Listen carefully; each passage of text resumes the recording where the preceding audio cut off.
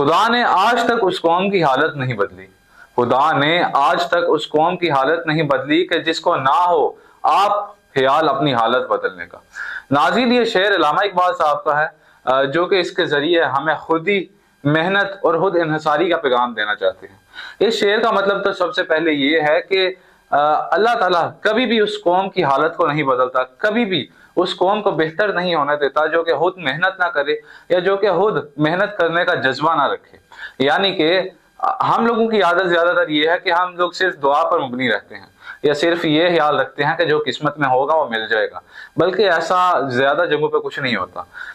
محنت کرنے سے ہی سب کچھ ملتا ہے، اور اگر ہم جتنی دیر تک محنت نہیں کریں گے، جتنی دیر تک خود اقدامات نہیں اٹھائیں گے، اتنی دیر تک ہم ترقی نہیں کر سکتے۔ تو اسی لیے اگر آپ اپنی تقدیر بدلنا چاہتے ہیں، اگر آپ کامیاب ہونا چاہتے ہیں، تو محنت کرنی پڑے گی، کیونکہ محنت کے علاوہ اگر آپ ایسے ہی صرف دعا کریں گے اور یہ سوچیں گے جو ہماری قسمت میں ہے وہ ہمیں مل جائے گا، تو